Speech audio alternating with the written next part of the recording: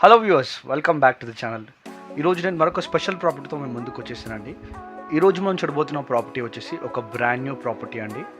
Almost ready to move స్టేజ్లో ఉందన్నమాట.